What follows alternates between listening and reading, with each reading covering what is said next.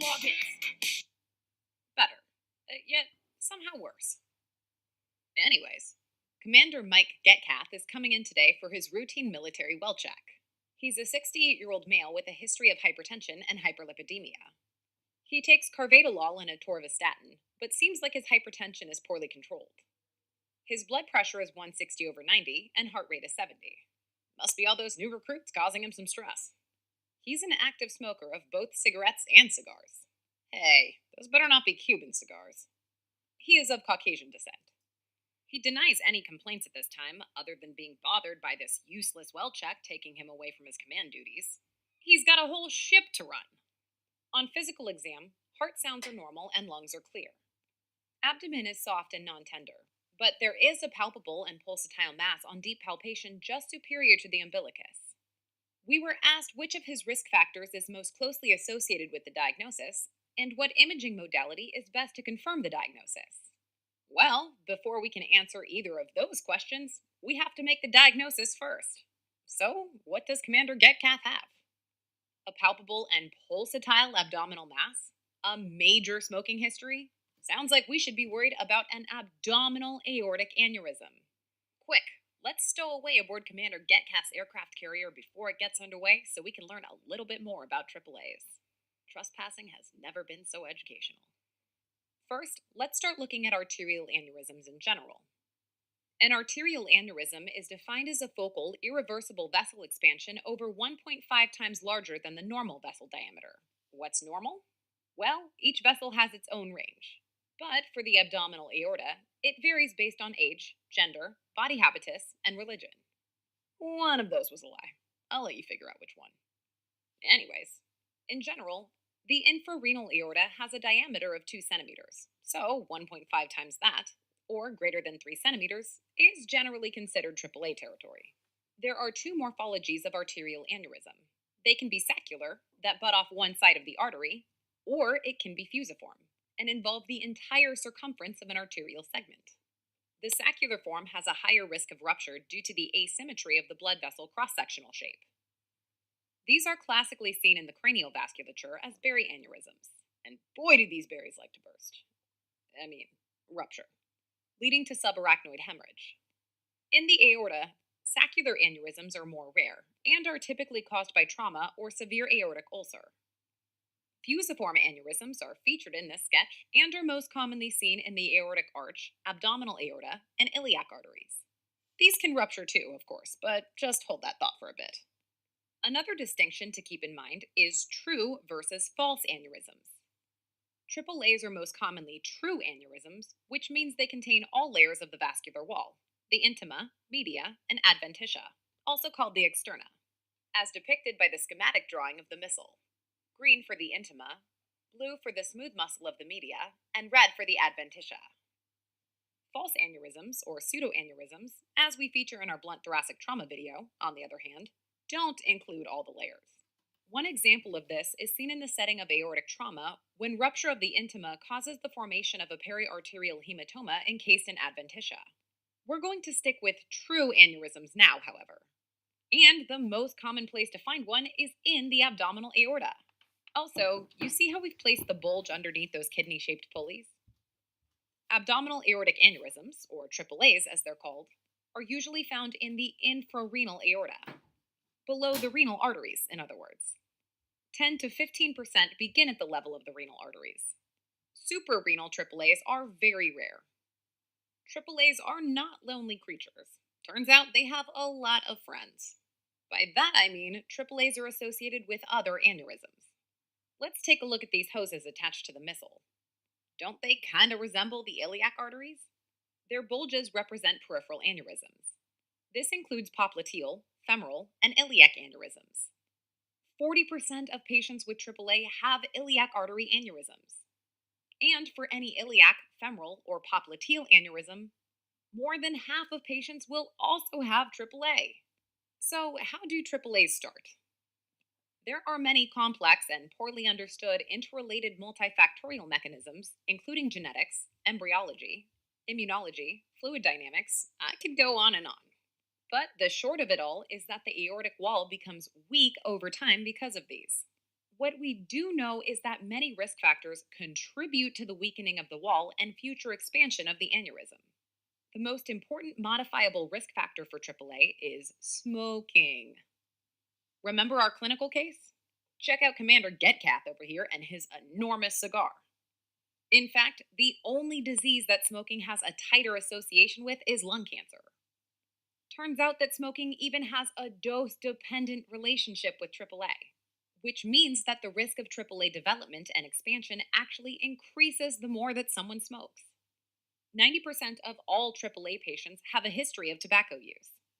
A history of smoking, by the way, is defined as anything over 100 cigarettes. Well, there you go.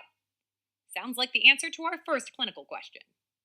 Other risk factors are male gender, age, as the aorta weakens over time, Caucasian race, and atherosclerosis. Commander Getcath here certainly has all of those. And look at his family tree of salty dog sailors over here. Family history is also important.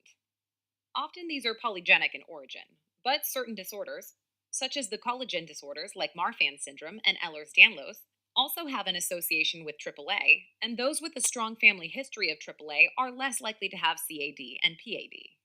Atherosclerosis is also important to discuss, but it's a bit different. It turns out that many patients diagnosed with a AAA will also have coronary artery disease or peripheral artery disease. Not only that, atheromatous plaques are commonly found right inside the aneurysm. Studies increasingly show, however, that atherosclerosis may develop in parallel with aortic aneurysm rather than cause it. In other words, these two processes share many risk factors, including male gender, tobacco use, hypertension, and hyperlipidemia, and thus occur together at the same time. All right, now that we know what's causing the aorta to weaken, let's see what happens as the aneurysm progresses. Once an aneurysm has developed, it will continue to dilate, approximately zero point 0.2 to zero point 0.3 centimeters per year. See how the eagle's head is shaped like a 2 and the anchor is a number 3? The top of the anchor is a large dot to help you remember that this is 0.2 to 3 centimeters per year. According to Dr. Laplace and his unfortunate law, as the radius of the aorta increases, the wall tension from normal hemodynamic stress also increases, because tension equals pressure times radius. In simple terms, that means the more it dilates, the greater the stress on the wall. So it just keeps on wanting to dilate more and more, a vicious cycle. It turns out that most cases of AAA are asymptomatic. See how happy our Commander Getcath from our clinical case is here? He's got no worries and no symptoms. AAAs are often spotted incidentally on imaging obtained for some other reason. If the aneurysm hides out undetected for years, it will hopefully be picked up on screening. Sounds like something we should screen for, huh? In the US, screening abdominal ultrasound should be performed on any male aged 65 to 75 with a history of smoking. And that's grade 1A evidence, folks. This is depicted by this ultrasound guy here, telling that crotchety old sailor to finish up his smoke break and get back to work. Ultrasound has a sensitivity of 95 to 100% and specificity of 100%, and is cheap, fast, and non invasive. Sounds good to me. For other patients, the guidelines are a little less clear. Screening should be offered to and thoroughly discussed with men ages 65 to 75 based on their risk factors, medical history, and family history. Consensus is out on women 65 to 75 who have smoked. So, an important thing to do is have a discussion with your patients on the risks and benefits of screening. Finally, for never smoker women, screening is recommended against. For many asymptomatic patients, a pulsatile abdominal mass is palpated on physical exam, represented by that pulsating walkie talkie stuffed in his pants. Is that a AAA, or are you just happy to see me? Our clinical case featured this finding as well, remember? However, this finding is neither sensitive nor specific and requires imaging for confirmation of diagnosis. So these patients should also get an abdominal ultrasound. So, in our clinical case, the second answer is, of course, abdominal ultrasound. The last way to diagnose asymptomatic AAA is when they're found incidentally on imaging for other reasons. If this imaging did not assess the iliac arteries, or if the diameter and extent of the aneurysm was inadequately assessed, further imaging may be required. Once we've identified an aneurysm, now what do we do? The concern with aneurysms is, of course, rupture, a very serious and emergent condition. For all patients with AAA, the goal is hopefully preventing expansion and thus preventing rupture. Remember the most important risk factor for AAA is smoking? Well, turns out that the most effective medical intervention is smoking cessation. You hear that, Get Cat? Drop that cigar and give me 20! Regular exercise, aspirin, and statin therapy are also recommended, as well as good medical management of the patient's comorbidities, such as hypertension or COPD. But no other pharmacological strategies have been shown to reduce risk of rupture. Um, hey, is that Val Kilmer running there? Can we pause for a sec so I can, get his autograph? But most of these aneurysms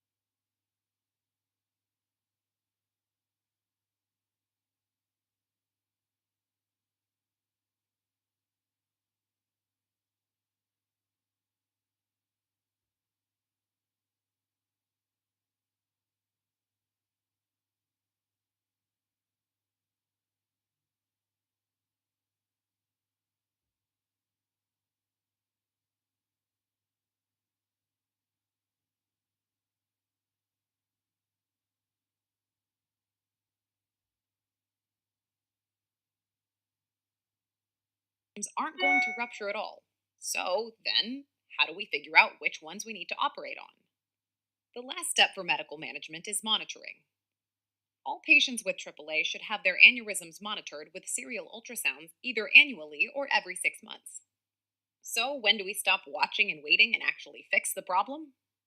Turns out that the aneurysm diameter, indicated by this rupture risk tape stretching across the diameter of the missile, is the most predictive risk factor for rupture. The larger the aneurysm, the more stress is on the wall, and thus the more likely it is to rupture. The magic number here is 5.5 centimeters, where after that, the risk of rupture increases dramatically. This male officer here is holding up both hands, each with 5 fingers, like 5.5. Get it? For men, aneurysms less than 5.5 centimeters get watched. Once an aneurysm becomes greater than 5.5 centimeters, the risk of rupture becomes far too high. And so, greater than 5.5 centimeters is an indication for elective repair. As for women, there's a higher risk of rupture for the same diameter as in men. So, we use 5 centimeters as the limit for women. See, she's only holding up 5 fingers. Greater than 5 centimeters in a woman, she goes to the OR for elective repair. Hey, you officers be careful with those scalpels now.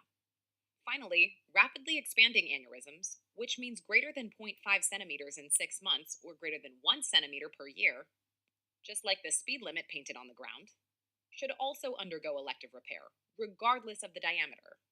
The rapid expansion reveals that the aortic wall is unstable and more likely to rupture. Patients with life expectancies less than 2 years are a special group. Risk of surgery outweighs the benefits.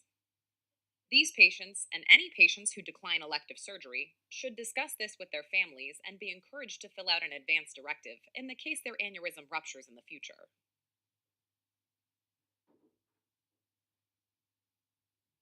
This, of course, is only relevant for patients who remain asymptomatic. For patients who start to experience symptoms, the whole picture changes. So much that we have a whole new clinical case. And on that note, Captain Edward Anthony is a retired naval officer presenting with painful toes. He reports that the pain came on suddenly and his toes are blue.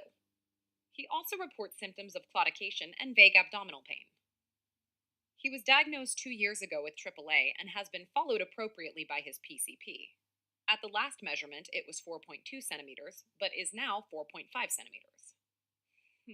Not quite our zero point 0.5 centimeters in 6 months that we discussed earlier, so he wasn't offered surgical repair. He has a history of hypertension, diabetes mellitus, and smoking. Physical exam demonstrates blanching and mottled first and second toes. We are asked what the best next step in his management is. All right, you sea women and sea men. Stop your giggling. This is serious. Let's get this guy to the sick bay and get him hooked up to some monitors. We've got some work to do. Whoa, whoa. What did I say about that music? It's like frickin' Caddyshack 2 in here. Dan Aykroyd as Carl Spackler? Come on. Anyway, most patients with AAA will have no symptoms throughout their lifetime, as we've already talked about. But when symptoms do arise, pain is the most common one. It may be in the back, abdomen, or in the flank. The character of the pain can indicate different clinical situations. If it's sudden and severe, it may indicate rupture. Indolent and vague pain generally points away from rupture and more likely indicates rapid expansion of the aneurysm, inflammation or infection of the aortic wall, or compression of the surrounding structures. We have to look no further than our clinical case for this symptom. Good old Captain Anthony reported vague abdominal pain. AAAs can also present with lower extremity ischemia. Turbulent flow in the aneurysmal sac creates ideal conditions for thrombus formation, and as the aneurysm expands, so does the thrombus.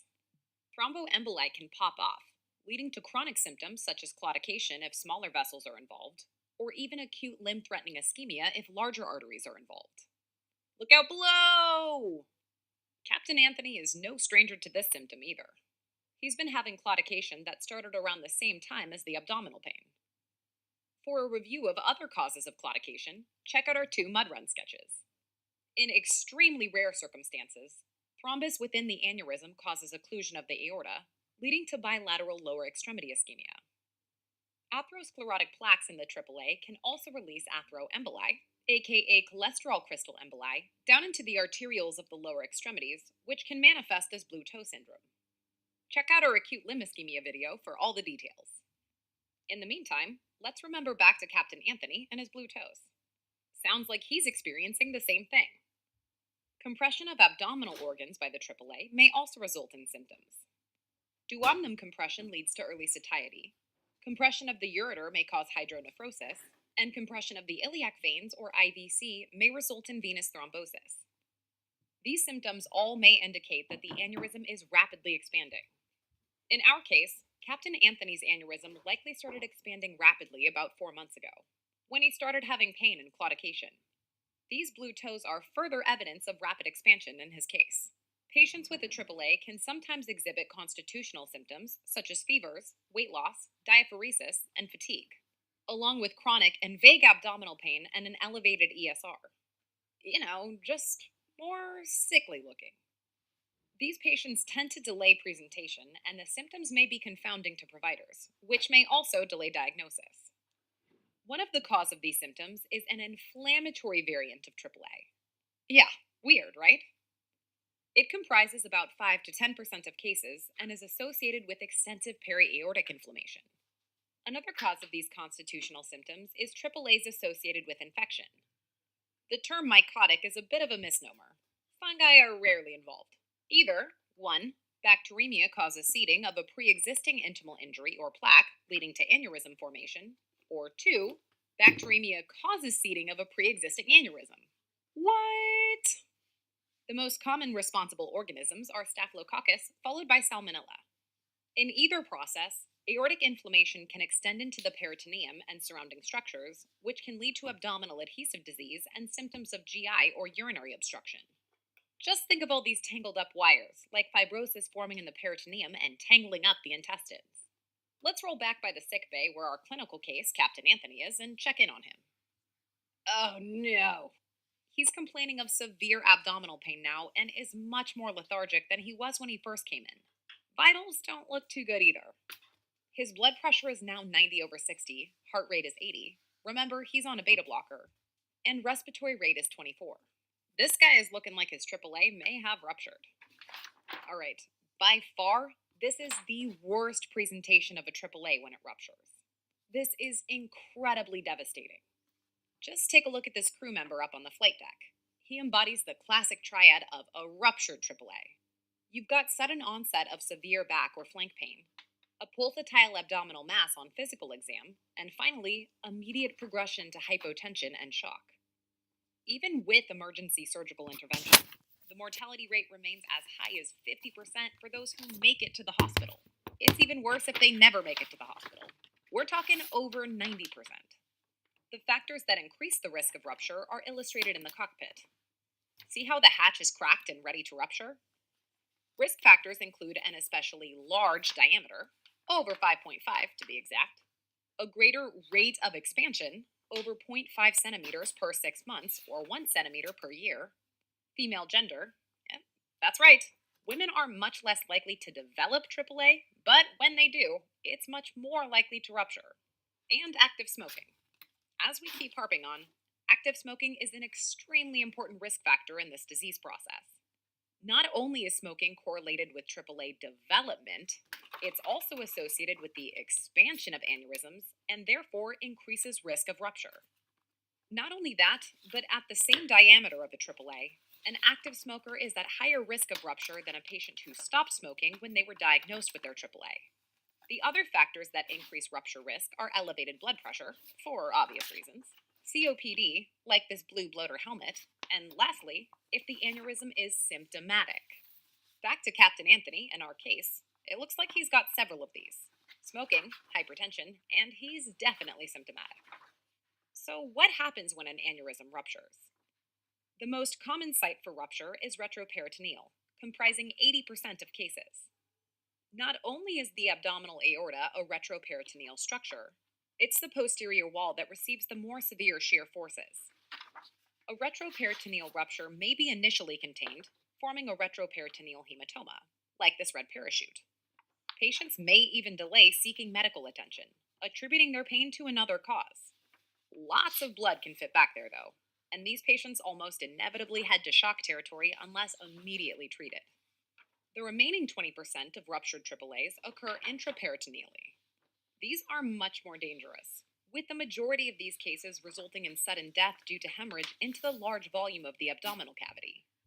Just like the belly of this jet rupturing and all that bloody red fluid coming out.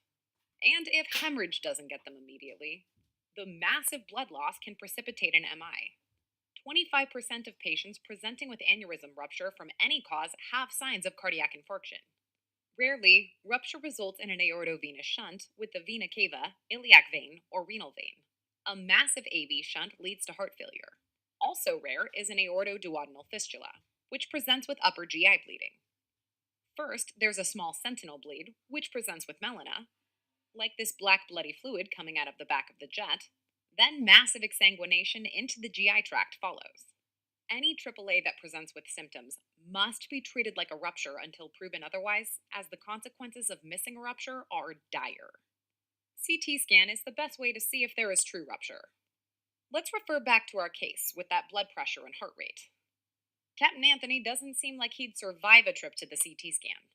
The key decision point here is whether your patient is stable or unstable. If they're stable, get a CT angiogram, which will help you evaluate the characteristics of the aneurysm, whether there is rupture, the maximum diameter, and the anatomical relation to other vessels. And here's our little sailor kitty cat, our recurring symbol for CAT scan. On CT imaging, inflammatory aneurysms will show a thickened adventitia and sometimes surrounding retroperitoneal fibrosis, represented here by this rag. Yeah, you remember inflammatory AAAs, right? These patients commonly present with fever, weight loss, and an elevated ESR. An inflammatory AAA must be differentiated from the rarer but more dangerous infected AAA.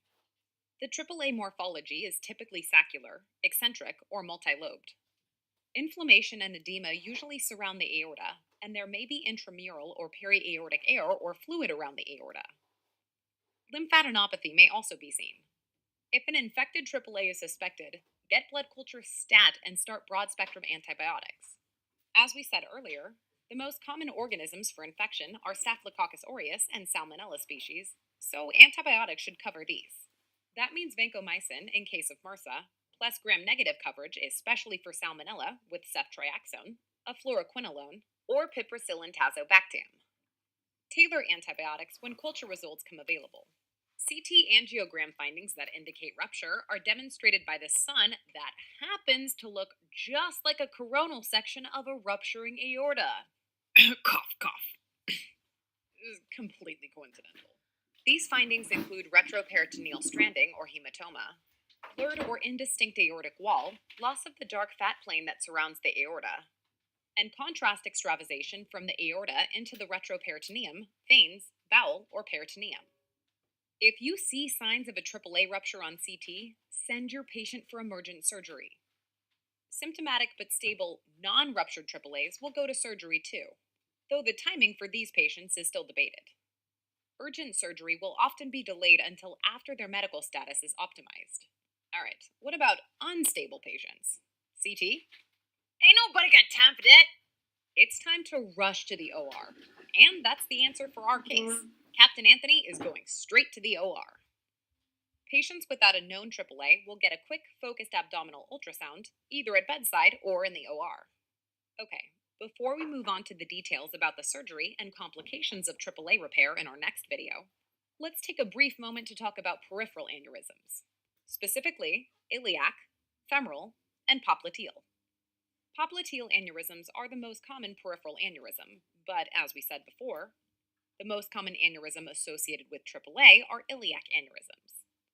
The risk factors for iliac, femoral, and popliteal aneurysms are similar to those for AAA: smoking, hypertension, male sex, age, and other large vessel aneurysms.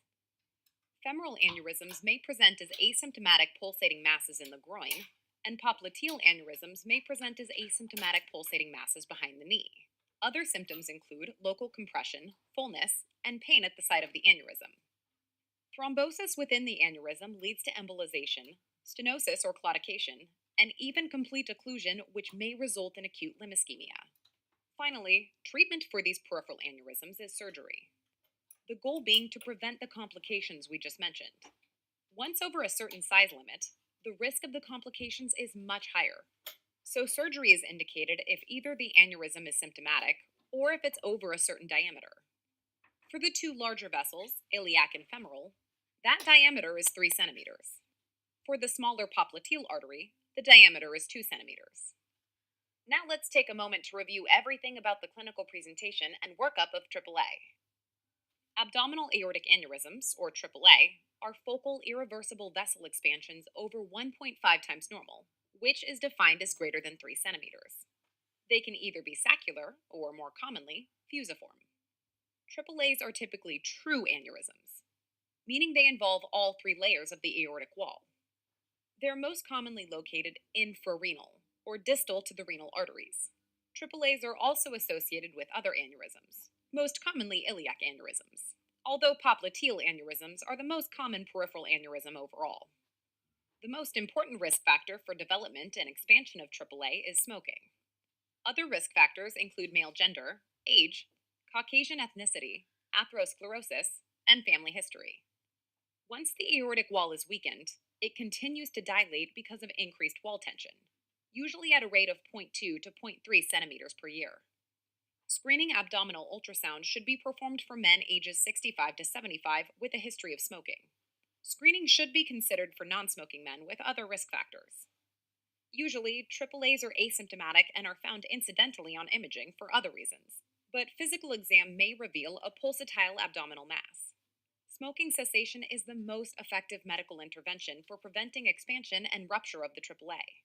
Medical management should also include aspirin and statins and control of comorbidities, particularly hypertension. Annual serial ultrasounds may be used for monitoring AAA progression. Once greater than 5.5 centimeters for men and greater than 5 centimeters for women, or if an aneurysm is rapidly expanding, which means greater than 0.5 centimeters per 6 months or greater than 1 centimeter per year, patients should undergo elective surgery. Most AAAs remain asymptomatic and present minimal clinical problems. However, they may become symptomatic, with the most common clinical manifestation being pain. Other symptoms include thromboembolism or atheroemboli resulting in claudication or acute limb ischemia, or compression of surrounding organs. 5 to 10% of asymptomatic AAAs may be inflammatory, presenting with fever, weight loss, vague and chronic abdominal pain, and may have elevated ESR. AAAs may also be infected, which will have the same constitutional symptoms, as well as positive blood cultures and fevers. Rupture is the most dire complication of AAA, with greater than 50% mortality if the patient makes it to the hospital. It usually presents with sudden onset severe abdominal back or flank pain, a pulsatile abdominal mass, and immediate progression to hypotension and shock. During workup, all symptomatic AAA patients should be treated as ruptures until proven otherwise by imaging. Risk factors for rupture include diameter of greater than 5.5 centimeters, rate of expansion of greater than zero point 0.5 centimeters in 6 months or 1 centimeter in a year, female gender, smoking, hypertension, and symptoms on presentation. Retroperitoneal is the most common site for AAA rupture, which may contain the blood temporarily. Intraperitoneal is less common and are more likely to result in immediate death. If stable, CT angiogram should be performed. Rupture may appear as retroperitoneal hematoma with a blurred aortic wall and loss of the fat pads surrounding the aorta. If infected, there may be air or fluid collection visible in or around the aneurysm and aorta. Blood cultures should be taken and broad spectrum antibiotics should be initiated. The most common organism is Staphylococcus, followed by Salmonella species. If there's evidence of rupture on the CT, or if your patient is unstable, the patient should go immediately to the operating room. Okay, well, on that note, here's a little light humor. Why couldn't the sailors play cards? Because the captain was sitting on the deck.